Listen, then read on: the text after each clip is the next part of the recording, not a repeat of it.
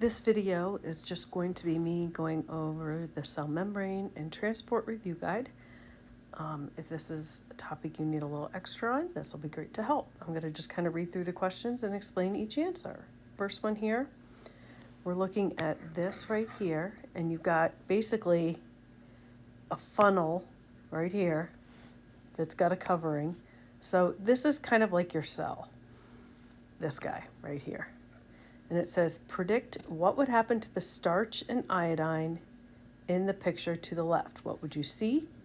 Starch molecules are too large to diffuse across the membrane. So we've got starch are the dark ones here. They're inside the funnel or the cell, but iodine molecules are not. If iodine reacts with starch, it should say starch, turns blue-black.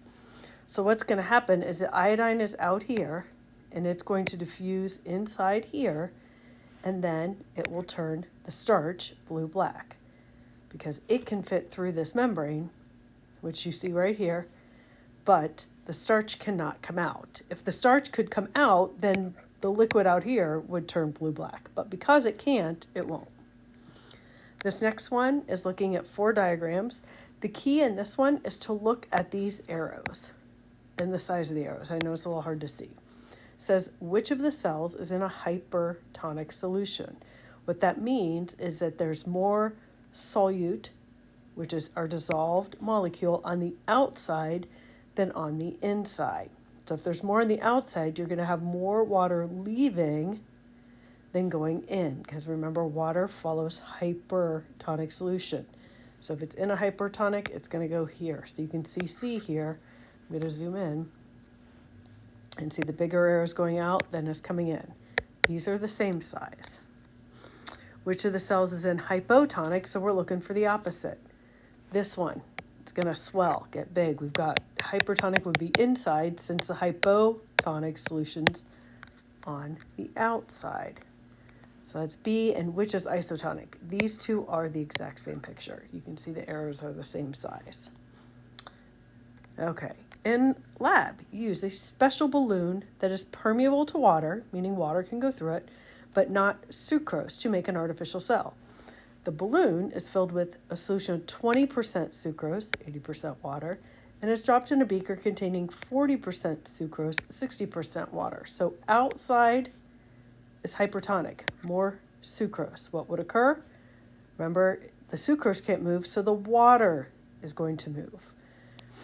Okay, the beaker, the environment, is hypertonic, so the water is going to leave, the balloon will shrink.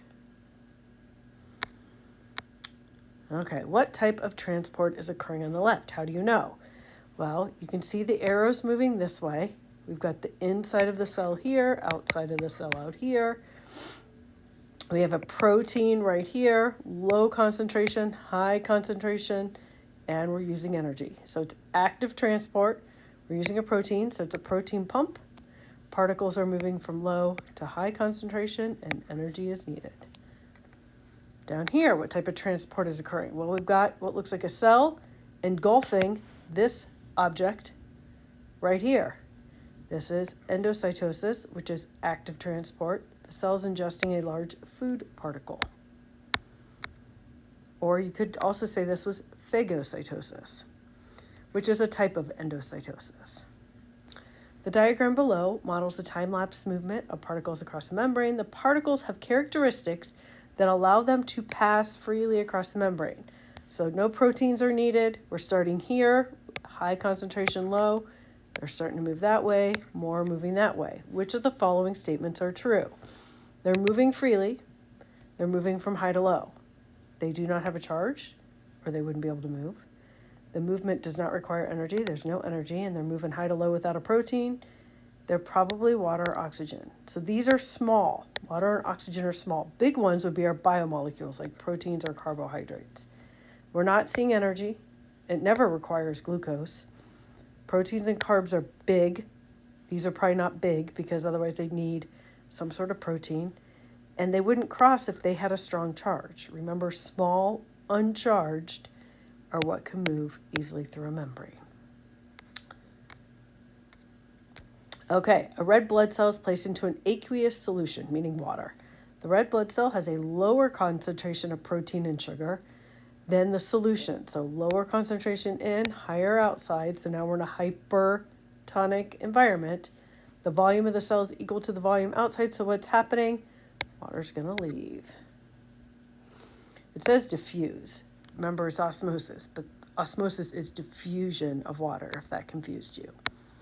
10, in the red onion cell lab, what happened when you added 15% salt water to the red onion? Well, it was already just in probably pretty well distilled water.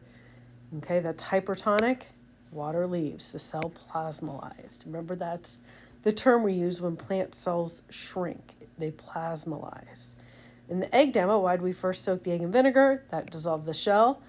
Then it says in the egg demo, which solution was hypotonic, which makes the cell get big and swell up. That would be the distilled water.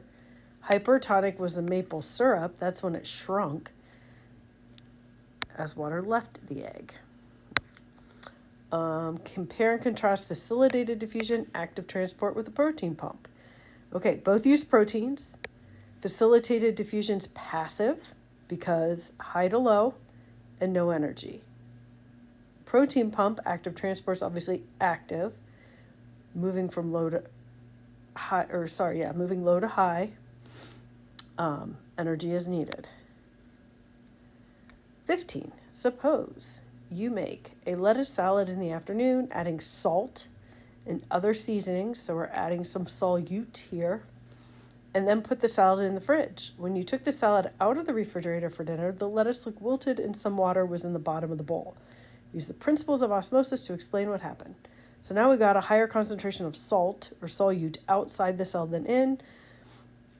Water from the cell moved out by osmosis, causing the lettuce to wilt. So the cells were plasmolized. The water that moved out of the cells is what was sitting at the bottom of the bowl. This was that article you guys read about surface area concentration gradient and temperature. The greater the concentration gradient, meaning the larger the difference in concentration between the two areas, the faster the rate of diffusion. The higher the temperature, particles are moving faster, so faster diffusion, and greater the surface area, faster the rate of diffusion. There's more places for particles to move if there's more surface area.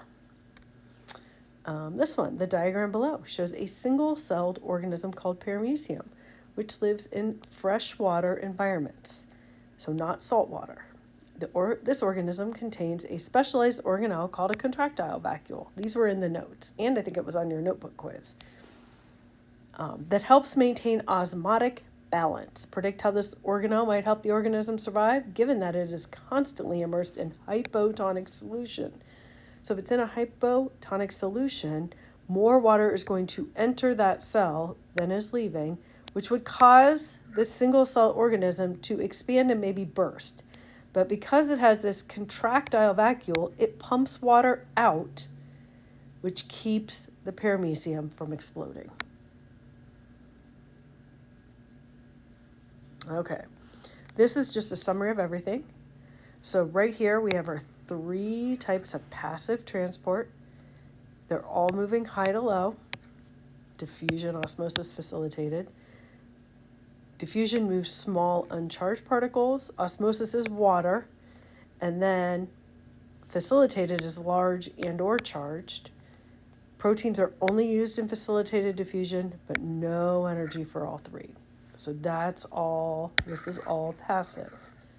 No energy, high to low. Active, we have 3 types. We're moving low to high now. Most of them are moving large and or charged particles. Proteins are used in protein pumps, but not endo and exocytosis. These are using the cell membrane and vesicles. Energy is needed in all of them. Okay, that's it. I hope that was helpful.